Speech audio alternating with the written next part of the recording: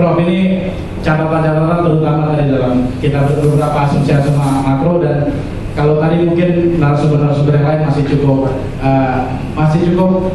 positif melihatnya, ini masih realistis segala macam. Tapi kalau kita lihat di media massa itu sudah kencang sekali, baik yang posisinya masih kencang melihat ini terlalu tidak realistis, ada yang kencang, tapi ada juga melihat ini terlalu tinggi. Kalau Prof ini melihatnya seperti apa? Oke. Baik, terima kasih ya. Saya mau lihat dari kacamata ilmu ya, dan kacamata pelaku. Saya sudah mengalami dua-duanya.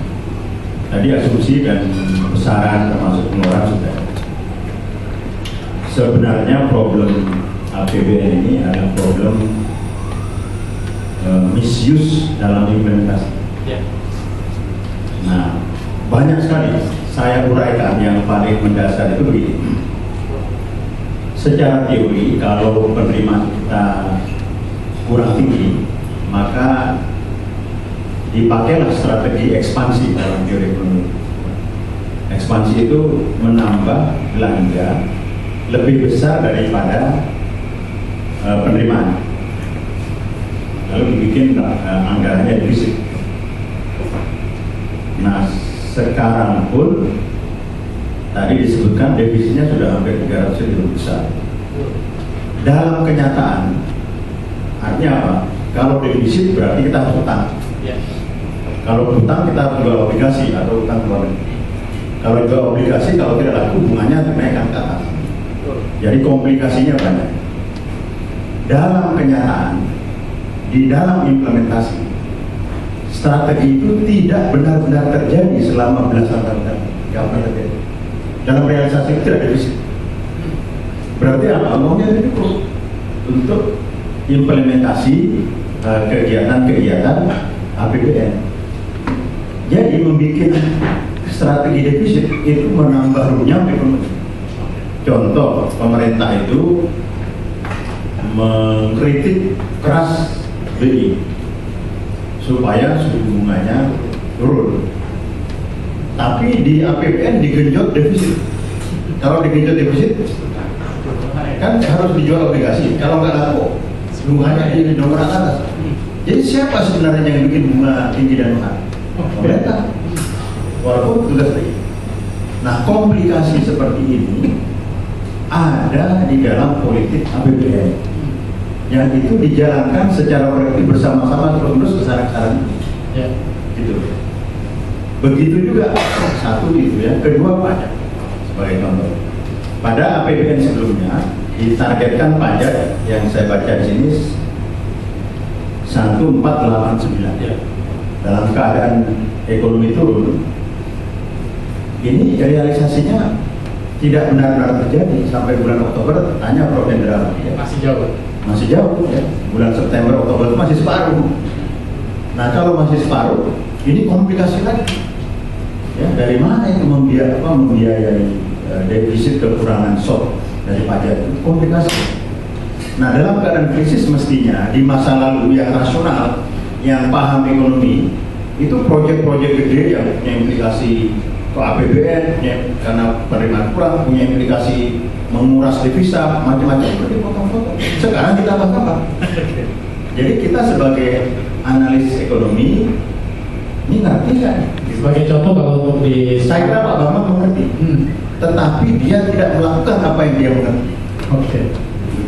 Sebagai contoh kalau tadi mungkin proyek-proyek besar seperti apa kalau yang proyek-proyek besar kalau mungkin tahun kemarin atau mungkin tahun depan yang APBN yang kira-kira membebani seperti apa?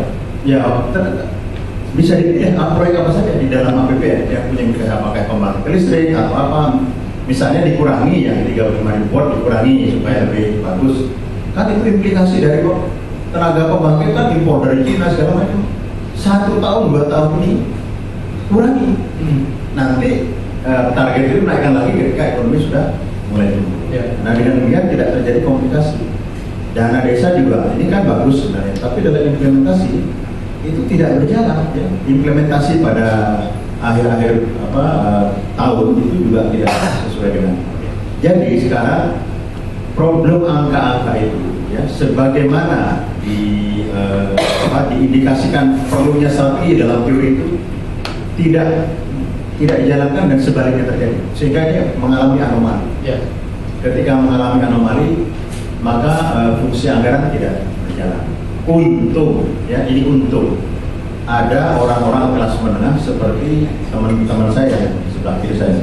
Banyak terus maksudnya ya, dan Profesor. Nah sekarang kelas menengah ini banyak, ada 50 juta, 60 juta orang, yang dia itu bisa datang ke restoran, datang ke hotel untuk ngopi-ngopi, tidur di hotel, ya, naik pesawat, dan pesawat tidak pernah kosong.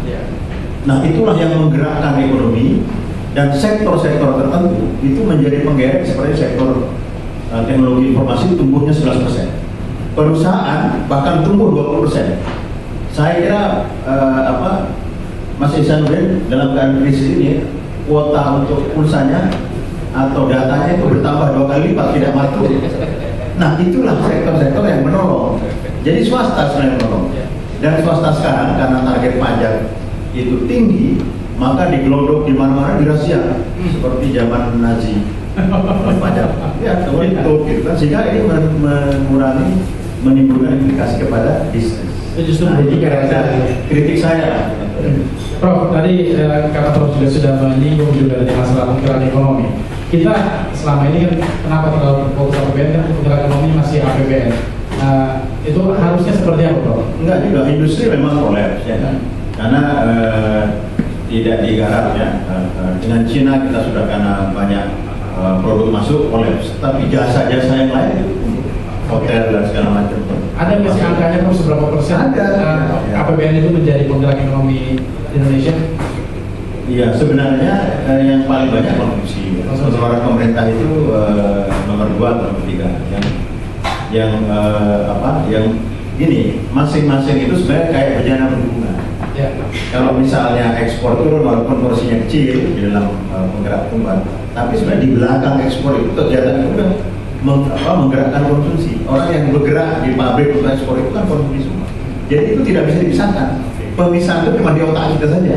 Sebenarnya itu berjalan berhubungan. Jadi satu tabung yang ininya 4, tapi itu 1. Jadi itu salah. Sudah lama kita nggak dengar istilah berjalan berhubungan dalam politik kita.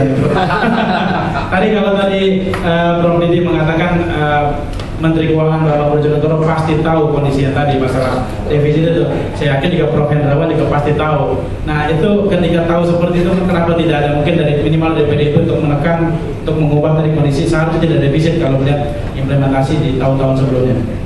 Ya sebenarnya dalam pandangan politik kami terus menyatakan pentingnya pemerintah mengurangi defisit. Ya. Jadi memang tarik menarik dalam kondisi di mana ekonomi melesu, mestinya kebijakan fiskal kita ekspansif, ya. Karena tantangan kita adalah penciptaan kesempatan kerja, penciptaan daya beli masyarakat. Tetapi tadi masalahnya begitu kita memperbesar defisit, ya maka suku bunga kerek naik, ya. Kalau salah-salah manajemennya makro malah inflasi tidak terkendali. Jadi sekali lagi memang persoalan yang kita hadapi ini sangat dilematis. Itu sebabnya kalau kita pakai teori yang ditemukan Alvin Hansen, Larry Summers, itu kan kita sedang menghadapi persoalan stagnasi sekular. Jadi stagnasi kampungan yang terus-menerus mengakui perbaikan perekonomian secara global kan. Ya, kita lihat Financial Times awal bulan lalu misalnya mengatakan bahwa Christian Lagarde mengakui sendiri bahwa proses pemulihan ekonomi ini sangat tidak memuaskan, ya, very disappointing. Jadi sekali lagi kalau tadi Pak Iksan mengatakan DPR ini tahu kondisinya ini kurang realistis tapi berusaha optimis itulah, ya. Pak Iksan mengatakan 5,2, bahkan dalam pertemuan di Komisi 11 ada yang meramalkan sekitar hanya 4,5%, ya, 5,5 saja. Ya, jadi yang paling pesimis. Nah, tapi sekali lagi yang kita inginkan adalah ini. Dalam kondisi sulit ini, pemerintah harus memberikan sinyal yang kredibel kepada pasar. Nah, sinyal kredibel itu kredibilitas muncul kalau kita konsisten. Ya, sesuatu yang tidak konsisten itu membuat pasar tidak menganggap ini kredibel. Ya. Nah, konsistensi antara tadi program prioritas dalam nawacita dengan politik anggaran dalam APBN ini harus bisa dipelihara dalam 5 tahun ke depan. Sebab kalau tidak, pasar akan menilai pemerintah Jokowi ini lebih banyak menimbulkan ketidakpastian. Ini yang oleh Profesor Charles Kindleberger disebut regime uncertainty. Ketidakpastian rezim ini berbahaya sekali, menciptakan public distrust. Politik plan dalam anggaran ini berbahaya sekali, ya. Itu sebabnya kita ingin, ya sekali lagi, kekurangan ini terus-menerus diperbaiki dari waktu ke waktu, ya. Dan ini kan masih APBN murni pertama yang dibuat oleh pemerintahan Jokowi JK. Nah ini konsisten, ya, dengan politik nawacitanya. Jadi sama sekali tadi kan di awal Prof sempat bilang belum cukup menggambarkan bahwa ini betul. Nah, karena memang tidak bisa, lama tidak tapi dibangun. kenapa sekarang bisa dianggap itu sebagai konsisten?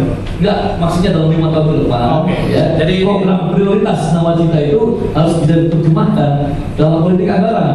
Sebab kalau tidak, pasar akan melihat oh ini plan. Oke. Ini rezim ini Prof Hendrawan menganggap ini sebagai step awal untuk menuju konsistensi.